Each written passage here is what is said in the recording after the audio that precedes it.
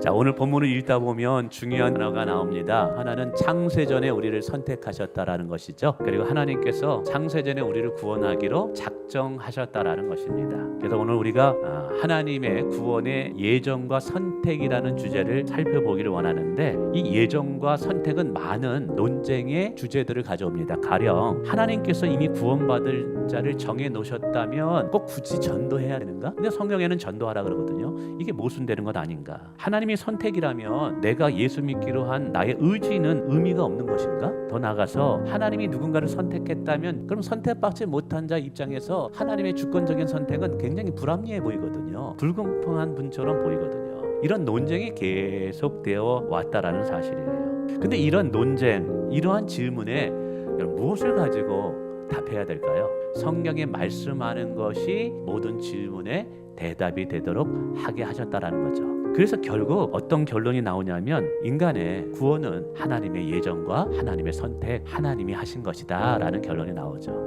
그럼에도 불구하고 몇 가지 논쟁을 좀 더 살펴보면, 첫 번째, 이 전도의 가르침과 위배된다고 주장하는 사람들이 있었어요. 근데 이렇게 주장하는 사람들은 한 가지는 알고 한 가지는 모르는 거예요. 그러니까 누군가 구원을 받는데 하나님의 주권, 하나님의 예정과 선택이지만 그 예정과 선택이 무엇을 통해 일어나냐면 복음을 전하는 하나님의 섭리 속에서 이루어진다라는 사실입니다. 그래서 칼빈이라는 종교 개혁자는 전도라는 것은 마치 보물찾기와 같다. 하나님께서 구원하기로 작정된 자를 찾아 나서는 것이 전도라는 거예요.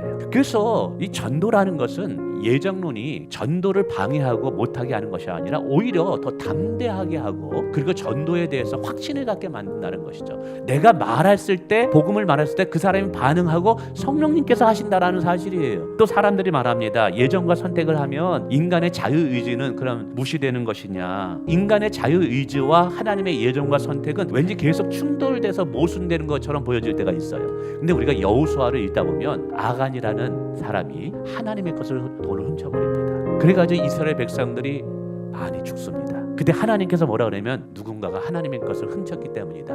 그러면서 제비를 뽑게 하셔요. 제비를 뽑는데 그게 누가 뽑는 거예요? 사람이, 내가 뽑는 거예요. 내 의지를 가지고 뽑는 거잖아요. 근데 신기하게도 맨 마지막에 돈을 훔친 누가 뽑혀요? 아간이 뽑혀요. 자, 여기서 보세요. 제비는 사람이 자기의 의지를 가지고 뽑았어요. 근데 뽑게 하신 분은 누구다? 하나님이에요. 이거 하나님의 주권이에요. 자, 여기에서 인간의 자유의지와 하나님의 섭리가 모순되게 되나요? 모순되지 않게 함께 일어난다는 거예요. 이게 하나님의 비밀인 거예요. 하나님의 섭리인 거예요. 우리가 성경을 읽다 보면 오히려 반복적으로 지속적으로 선언하는 것이 있어요. 우리의 구원은 하나님의 은혜였다라는 사실을. 내가 구원을 받는데 내 행위나 내 조건이나 내 의지가 들어가기 전에 하나님이 먼저 정하셨다라는 거예요. 모든 만물이 형성되기 전에 하나님은 여러분을 아셨고 여러분을 구원하기로 작정하셨다라는 거예요. 성경은 이것을 처음부터 끝까지 주장합니다. 구원은 인간에게서부터 시작된 것이 아니라 하나님으로부터 시작되었다. 그러면 이 구원의 선택과 예정이 무엇인가를 좀 더 정의내려면 이렇습니다. 한마디로 정리하면 하나님의 선택은 하나님께서 나를 구원할 것을 작정해 주셨다라는 것이고, 예정이라는 것은 그 작정한 나를 어떻게 마침내 구원하여 나로 하여금 끝까지 천국 가게 하실까를 다 하나님께서 예정해 놓으셨다라는 거예요. 근데 우리가 이 예정과 선택의 교리를 이해할 때 조심해야 될 것이 있어요. 예정과 선택의 교리는요, 구원받은 우리가 얼마나 큰 하나님의 은혜와 사랑을 받은가를 알려주기 위해서 이 교리가 제시되었다는 사실이에요. 예정과 선택은요, 하나님만이 아는 거예요. 사람은 몰라요. 이 예정과 선택을 구원받지 못한 사람을 향해서 정죄하거나 비난하기 위해서 이게 있는 것이 아니라, 구원받은 우리가 얼마나 큰 하나님의 은혜를 입었는가, 이 구원을 하나님께서 허락하시기 위해서 얼마나 하나님께 치밀하게 섭리하셨는가, 이걸 깨닫고 은혜 안에 잠기라 하기 위해서 이걸 기록했다는 거예요.